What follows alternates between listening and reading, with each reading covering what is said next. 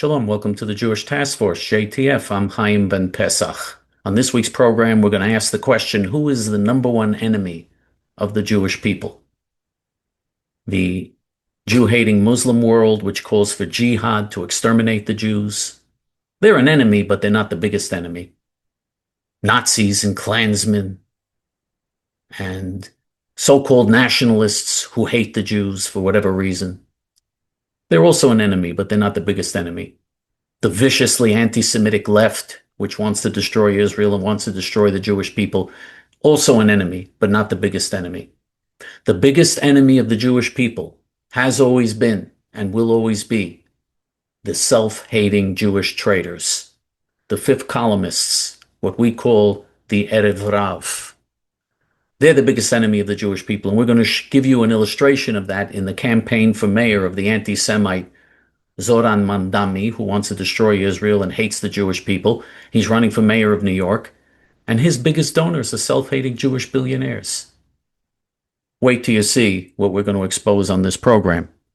But before we get to that, this program is dedicated to Refuah Shlema, complete recovery for Shlomo ben Sarah, Ruth bat Sarah, Dorit bat Sarah, Reuven ben Shoshana, David ben Edna, and Ashedina bat Violet, and to Ilui Neshamot, elevating of the souls for Sharon Mitman, Malka bat Meir, Allegra bat Shlomo, Daniel Nankin, Victor Chazdai, Pesach Zeb ben Dov, Lunita Adler, Shifra Hoffman, Reuven Hoffman, Barry Hoffman, Harab Mir Kahana, Harab Benjamin Kahana, Tzipora Thegi bat Liba, Yosef ben Meir, Robert Mitman, Dennis Shore, Helen Friedman, Charles Zolat, Yair Levine, Rachel D., and David ben Avraham. You know, it's one of those instances where we're going to say that the truth is stranger than fiction. And it really is in the case of the Jewish people. How have the Jews, against all odds, with the whole world hating them and persecuting them and murdering them and torturing them, how have they survived thousands of years? They've survived when massive empires that sought their destruction have long passed away into the dustbin of history. But the Jews survive and have come back to their homeland. How is that possible? And that miracle is even greater when you think of the fact that the self-hating Jewish leaders and the self-hating wealthy and powerful Jews work against their own people, don't want their people to survive. They're embarrassed to be Jewish. They hate the concept of the Jewish people. They want to erase it. And when you consider that, it's even a greater miracle, and it shows that this is God's hand. It's just a miracle that the Jews have survived. We'll give you an illustration. Zordan Mandami is running for mayor of New York. He won the Democrat nomination for mayor of New York. And quite a few Jews voted for him as well in the Democrat primary. And there'll be quite a few Jews voting for him in the November election. This is someone who is such a vicious Jew hater. He was the leader of the BDS movement to boycott Israel and boycott the Jews, just like the Nazis did in Germany to the Jews in the 1930s before the Holocaust. The Nazis started a boycott the Jews campaign. That's what BDS is, the same tactic as the Nazis, because BDS and supporters of BDS also want a Holocaust against the Jews. They want Israel destroyed, and they want the Arabs to overrun Israel and slaughter all the Jews there, which is what would happen if, God forbid, Israel was ever defeated by the Arab world. And Zordan Mandami was the leader of the BDS movement in New York to destroy Israel, to wipe out Israel. One of his favorite slogans that they chant at the demonstrations that he participates and speaks at is globalize the Intifada. The Intifada are the terrorist attacks which have resulted in the murder of thousands of Israeli Jewish men, women, and children. And Zordan Mandami says, when they say globalize the Intifada, what they're saying is, oh, this is good that they murdered all of these Israeli Jews, but we want this to be done all over the world. Not only against Jews, by the way, the Intifada is also against all non-Muslim infidels. But they target the Jews in particular. And the reason why the Jews are number one on their list of enemies is because the Muslim world and the Muslim religion teach them that they're going to conquer the whole world. How are they going to conquer the United States and Europe and all these other countries when they can't even beat a little Jewish country in the middle of the Muslim world? A little Jewish country outnumbered 100 to 1, and this little Jewish country beats them in 6-day wars. Or in the case of Iran, the latest war against Iran, it took 12 days. How, if they can't defeat Israel, if they can't beat the Jews in Israel, how are they going to conquer the whole world? So they are obsessed with destroying Israel. They hate the Christians and they hate the Hindus and all the non-Muslim infidels. They hate all non-Muslims. But the Jews in particular are a problem that they have to overcome, because this little country, so outnumbered against all odds and facing impossible odds, survives and grows and flourishes and builds an incredibly beautiful society in the ugliest part of the world. The Middle East is a place of terrorism and genocide and exploitation and rape and every cruel, vicious, despicable thing under the sun. And then you have this one little oasis, Israel, which is the most beautiful country you could ever find. The most incredible miracle, where it was a desert that was turned into a garden, just as the Bible predicted would happen.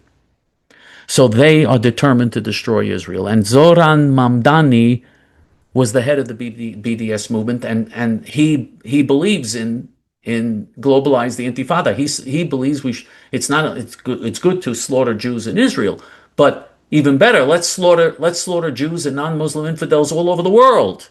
That's what globalize the Intifada means. And Zordan Mandani, he won't condemn that slogan, because he believes in it, because he attended rallies where that's what they chant and that's their slogan, and that's part of that's what he stands for. And such a vicious, vile enemy of the Jewish people, such a vicious, low-life Nazi like Zordan Mandami, where does he get his support from? Where is he getting all of his huge contributions from? Here's his biggest donor. His biggest donor was Elizabeth Simmons, a multi-billionaires who inherited her money from her self-hating Jewish father, and she's a self-hating Jew also. And she gave the Muslim Nazi terrorist Zordan Mandami $250,000, $250,000 donation, the biggest donation he got from anyone. His biggest donors are self-hating Jews. The biggest contributors to these Jew-hating organizations that want to destroy Israel come from people like this, and from people like George Soros, and from people like J.B. Pritzker, who is the governor of Illinois and whose family owns the Hyatt hotels that should be boycotted. By the way, the Hyatt hotels, the Hyatt hotel chain is owned by the Pritzker family, which donates enormous sums of money to every Jew-hating cause under the sun, to every cause that is aimed at destroying Israel and undermining Israel. The Pritzker family is there donating to support them. All self-hating Jews.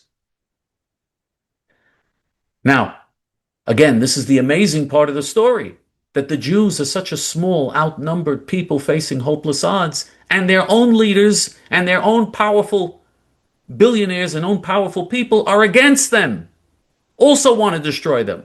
That's the amazing part of this story. And it really is true. You always hear the anti-Semites attack George Soros and the Jews in the news media and the Jews in Hollywood. And they claim that these Jews in Hollywood and the media and Jews like George Soros are doing this because they're doing this to help Israel or to help the Jewish people. That's absolutely untrue. They hate their own people.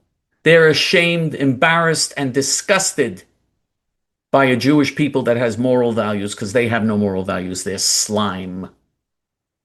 The real Jews, the good Jews, the Torah Jews, the Bible-believing Jews are the most moral, heroic, noble people on the face of the earth, and the people that will bring final redemption to the world.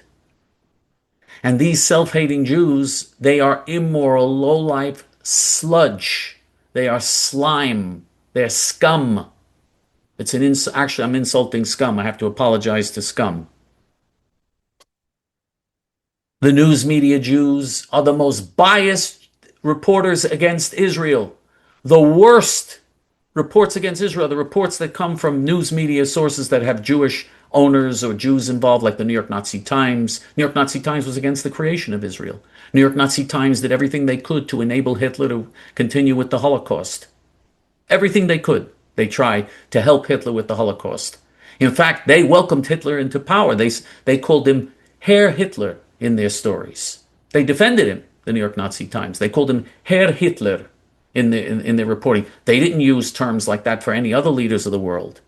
They addressed him with this honorable address, and they said he's not a dictator. Hitler's not a dictator, the New York Times would say, because he's not like Mussolini. Mussolini outlawed all the other parties. Mussolini's a dictator.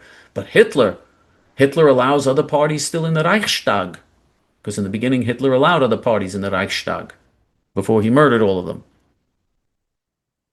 And so the New York Nazi Times and other media outlets that have had a lot of Jewish influence in them, they are the worst enemies of Israel. Facebook and Instagram that are owned by Zuckerberg, that hideous intermarried self-hating Jew who despises his own people, who said that who won't censor Holocaust deniers and Nazis and Muslim terrorists on Facebook and Instagram. He allows them to on Instagram and Facebook, but takes down the sites of just ordinary pro-Israel people that are defending Israel against the onslaught of a Holocaust. And this is all done by Zuckerberg and by Sandberg, his assistant there, and the other Jews that work with him there. Not all the people who work with him there are Jews, but the Jews who work with him there, they're the worst anti-Semites. They hate their own people. And they're the most vicious enemies of their own people.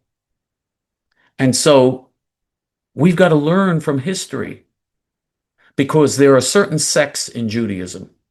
I'm not going to go into them because some of them are good Jews, but just stupid, who say we have to love all of our fellow Jews, and every Jew, there's a Jewish spark in him. And we have to love all of our fellow Jews, no matter what, and try to appeal to them to return. No, there are certain Jews who cross the red line, who you don't love, who you're supposed to hate.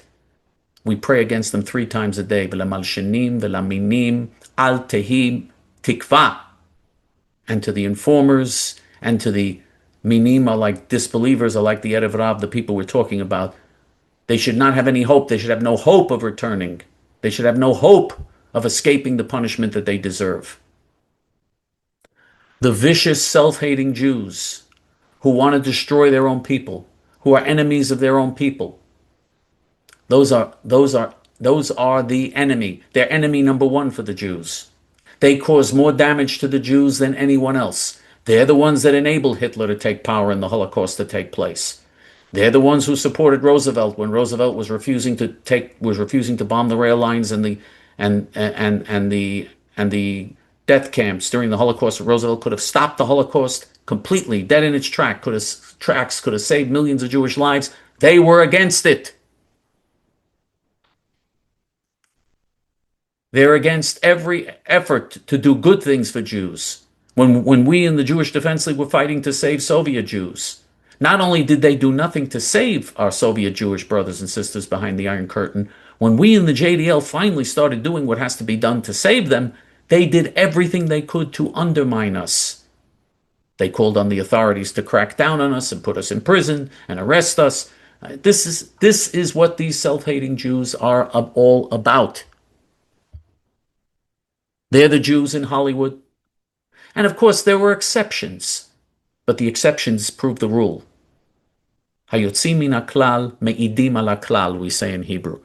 The exceptions to the rule bear witness to the rule. In other words, they prove that there's a rule. In other words, if they're you have to show that they're exceptions.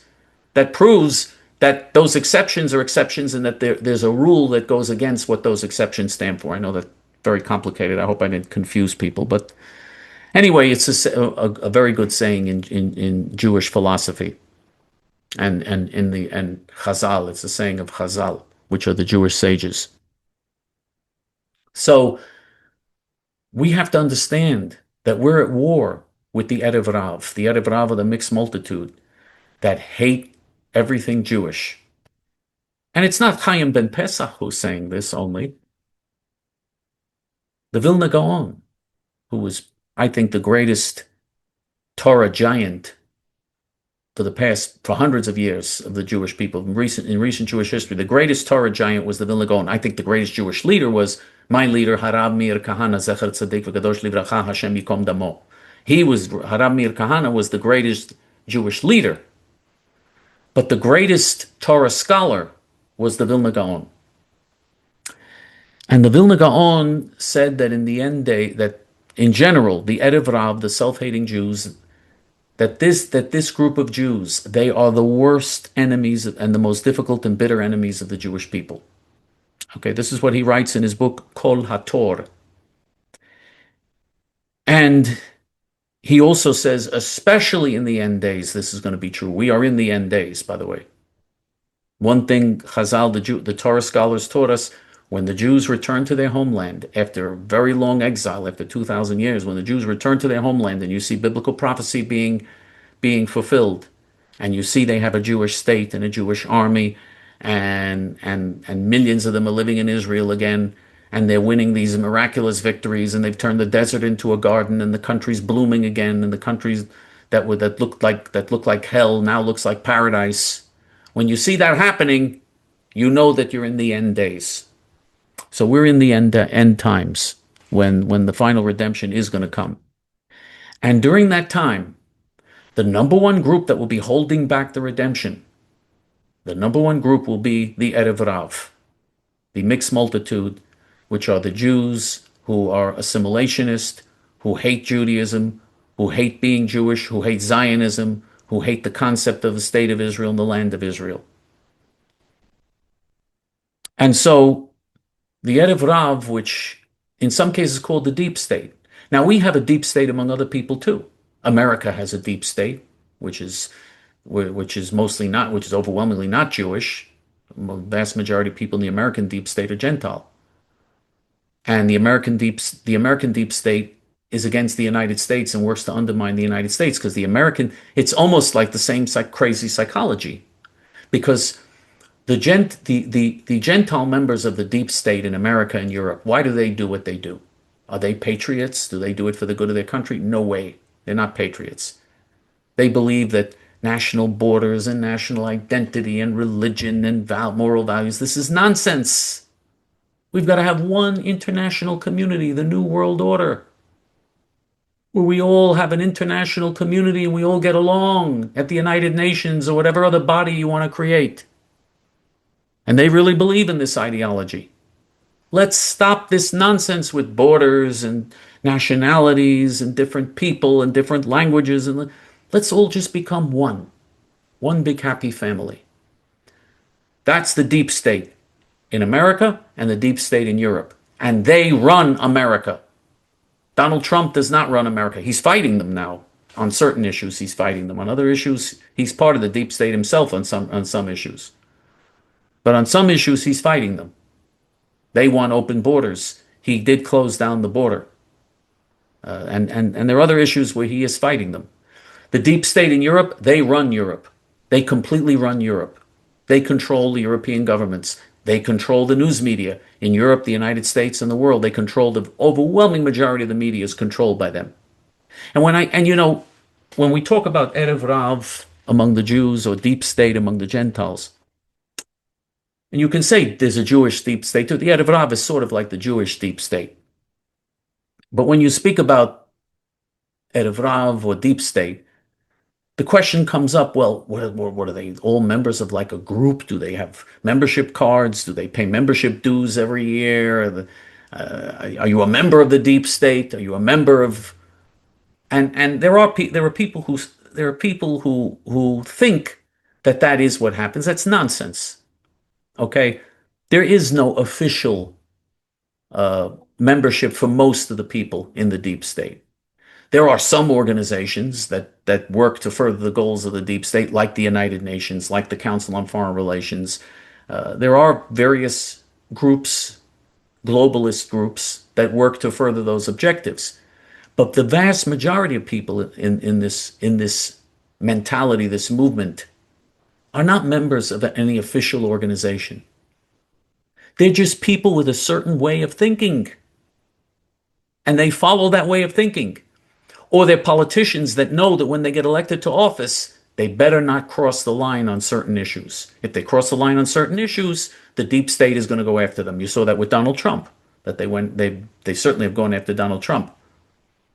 And again, I'm not here to defend everything Donald Trump does. There are things Donald Trump does that are terrible too, and he's not solving the problem of the deep state. He's not solving that problem. But he temporarily is doing some things that are good, and the deep state is fighting him even on that and resisting on that. But anyway, getting back to Israel and the Jewish people. The Erev Rav in Israel very much want Israel defeated. And the internationalists, the globalists, very much want Israel defeated. They want Israel destroyed. They want Israel eliminated. That's why they want a so-called Palestinian terrorist state created, because they know that that would be indefensible. Israel will be in indefensible borders of 6 to 9 miles wide, and they figure Israel's never going to survive that. And so they push for a so-called Palestinian state, and they push for so-called Palestinian people, and which don't exist. There's no such thing as Palestine or Palestinian people. Never was, never will be. It's a complete hoax. 60 years ago, the Arabs themselves said, don't call us Palestinians, we're Arabs. There is no Palestine or Palestinian people. It's all a lie. But anyway, the media, the establishment organizations, the educational institutions, the universities, the leaders of the world, they push for this against Israel. Because if Israel succeeds, the Bible is being proven true. And if Israel fails, the Bible is proven false. So they want Israel to fail. They want the biblical prophecies to fail so they could say, you see, 2,000 years, they waited to come back, they come back, and then they're destroyed. Look what happens to them. Stop with your illusions. This is nonsense. There's nothing. There's no God. There's nothing. We have to believe in progress and enlightenment. That's what they want to do. On the other hand, if Israel wins, it's a slap in the face to them. Because we can say, hey, look at all this. Everything from the Bible, it's all coming true. And you can't beat this one little country. It's the fulfillment of biblical prophecy, and that's why they don't want that. They want Israel defeated. They want moral values defeated. They want ethical values defeated. They want the concept of God defeated. They want the biblical values defeated. Now, there are people there are religious Christians who also want Israel destroyed. Okay? Most of the evangelicals are pro-Israel, but you have some who are just anti-Semites who want Israel destroyed because the Jews rejected Jesus. They don't believe in Christianity, so they want the Jews to be exterminated and destroyed for that. That's their view of things. And they're the ones, of course, who are going to be destroyed in the end, not the Jews. The Jews will never be destroyed. God says in the Bible that he has an eternal covenant with the Jewish people, it says in the Bible. And that covenant will never be broken. God will never destroy the Jewish people. They will live for eternity, and then Israel will live for eternity. They who go against Israel will be destroyed. They themselves will be destroyed. But you have all types of people who jump on an anti-Israel bandwagon. We see other people who call themselves Christians who are also anti-Semitic, but that's a minority among the evangelicals. But in general, the people pushing the hardest for Israel's destruction are actually those who are against the Bible and against biblical values. And that's why in Europe they're so strong, because in Europe, you don't see a big evangelical movement in Europe. You don't see that in Europe. In Europe, there aren't many true believers anymore. So Europe is very strongly anti-Israel and anti-Semitic. This is where we are in the world. Little Israel fighting for survival. And then when you have anti-Semites like Zordan Mandami running for mayor of New York, they're going to get their support from Jewish donors. You'll see this again in 2028 when you have the campaign for president. The biggest donors to the anti-Semitic Democrat candidate will almost certainly be Jewish billionaires again. And because the good Jews are not the billionaires. The good Jews are the hilltop youth Jews. The good Jews are the Jews who live in Judea and Samaria. The good Jews are the Jews who live in Israel and are fighting for the Jewish people and love the Jewish people. Those are the good Jews, the loyal Jews. The good Jews are not the billionaires who made a lot of money by stealing and dirty deals and bribery and all the corrupt, nasty things you have to do in this world in order to acquire billions of dollars. In order to acquire billions of dollars, you got to be a pretty rotten, immoral person. A really moral, decent person is not going to become a billionaire in this world. Very unusual, very hard to imagine how that could happen. So we're going to have the Jews financing the anti-Semites running in the 2028 race for president. We're going to have the Jewish billionaires next year in the races for governor in the U.S. Senate and the House, financing every Jew haters campaign. By the way, almost every single Jew running for Congress and the U.S. Senate, running for the U.S. House and House of Representatives and for the U.S. Senate, almost every one of them is anti-Israel. Almost every last one of them, down to the last one. I mean, it's so ironic. The only defenders of Israel you have are the born-again Christians, even though, again, Israel is not a Christian country, never will be. But despite the religious and theological differences, this is a case where the evangelical Christians and the religious Torah Jews have a shared interest in seeing the fulfillment of biblical prophecy. And the Christians are commanded in the Bible, not only Christians, everybody's commanded in the Bible to support Israel. I will bless them that bless thee and curse them that curse thee. But the evangelical Christians, they actually believe what it says in the Bible. They believe when God says, I'll bless you if you bless Israel, they believe what it says in the Bible. I mean, you have, I forgot his name, I think his name is Collins, a Republican congressman from Georgia who's going to be running for the U.S. Senate, who said, I'm a Christian, my job is to defend Israel. He told Muslims who were harassing him and following him around and saying, you're disgusting, the Muslims were telling him and harassing him. He should have had them arrested for aggravated harassment, but anyway, that's a different story. Anyway, he's a Christian congressman. He said, I'm a Christian, my job is to support Israel and defend Israel. His opponent is a U.S. senator, a Jewish U.S. senator from Georgia, who is one of the self-hating Jews, who's one of the Erev Rav. What an irony we have here. What an ironic situation we have. You know what would save the world? If we had just one super rich Jew or super rich righteous Gentile who had lots of money and who gave millions to J.T.F. to help the hilltop youth and to help the forces of good in Israel. If we had just one, we don't even have one, but if we had one of these super rich Jews or righteous Gentiles, just one, you have so many, thousands of them who are working for evil. Just one we need. One we need to give us a little bit of a shot.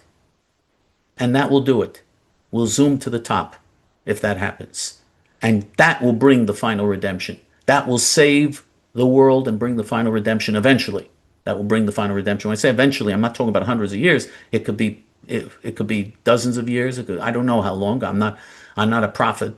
Ani lo navi ani lo ben navi, which means I'm not a prophet. I'm not the son of a prophet. So I can't tell you. I don't have the power of prophecy, and there is no prophecy in our day. And there won't be prophecy until the rebuilding of the third temple and until certain things happen. There's not going to be prophecy again. But until that happens. But if we just had just one who would really help us the way we really need help, the whole world would be a better place. The whole world would change for the better in such a sweeping and incredible way. You saw the film last week of what the heroic hilltop youth are doing with the help of J.T.F. You saw what we showed you last week? That's with our meager budget that we send them. We send them all of our money. Can you imagine if we had millions and if we just had millions of dollars? Our enemies have billions and even trillions. We just want millions. And if we had millions of dollars, we had a budget like that, I'm telling you, we would change history forever. And the world would change for the good. And whoever gave us that money would go down in history as one of the greatest heroes in human history. I, why wouldn't somebody want to have that legacy instead of the other nonsense that people spend their money on? But in the meantime, we've got to depend on these smaller donations from the righteous Jews and righteous Gentiles, the beautiful people who help us help the heroic hilltop youth. We depend on you now to keep this fight going and to save Israel from tremendous tragedy. Because remember, the pressure for Israel to create a so-called Palestinian state is going to come very soon. Okay? Very soon. The whole world is getting ready. Next, in several weeks, European countries, France, England, Germany, Canada, countries even outside of Europe, like Canada, all these Western countries, Australia, are all threatening to unilaterally recognize a Palestinian state. The United States is not far behind. We had better get our act together fast. We need all the help we can get, and even if we don't find that super rich person, we've got to work with what we've got, and that means that you've got to help us as well as much as we can. Help us out so that we can make a difference, so that we can make this a better world. Here's how you help the heroic hilltop youth and help make this a better world and help defeat the Erev Rav. You go to our Hebrew main page if you want to make a donation online. And on our Hebrew main page, you go to the donate button. There's most of the page is in Hebrew, but there's a donate button in English. And the Hebrew main page, by the way, is hayamin.org, hayamin.org. And you click on the donate button, and in several minutes, you can easily and conveniently donate. You can make recurring monthly donations, or you can make a one-time donation, or you can do both. That's if you want to do it online. If you want to do it through the regular mail, checks and money orders made out to J.T.F. and sent to the J.T.F. P.O. Box, which is J.T.F. P.O. Box 650327, Fresh Meadows, New York 11365. And yes, you definitely should leave J.T.F. in your will to leave this a better world than the world that we have now. You can make this a better world by leaving J.T.F. in your will. You saw all the good that the Hilltop youth are doing with what we're giving them. You can be part of that. You can be part of that wonderful, wonderful, magnificent process and part of that victorious front that we're fighting in Judea and Samaria with the Hilltop youth. You can be part of that. And so, and you should want to be part of that. In the end, the billionaires and the powerful people, owners of the news media, people who run the world governments, including the Israeli government is also, by the way, Erev Rav. All of these forces that have all the power in the world now are going to lose in the end. In the end, those who stood for what was right and just and moral will win. That's the clear message of all the Nevi'im, of all the prophets in the Bible. It's the promise God gave us in the Bible. And just as God returned us to Israel after 2,000 years, as he promised he would, just as God enabled the Jews to win victories outnumbered 100 to 1 miraculously as he promised he would, just as God allowed us to turn the desert into a garden as he promised he would, just as God made sure the land of Israel would be uninhabitable for 2,000 years so no other people would take the land from us. And then when we come back, all of a sudden Israel will bloom again like a garden. Just as God has kept all of these promises, he's going to keep all of his every other promise that he makes in the Bible. All of it will come true. All of it will come true. You have to be blind not to see what's going on here. So let's become part of this, and that gives true meaning to our lives, and that makes life worth living. For J.T.F. until next week, this is Chaim ben Pesach. Shalom.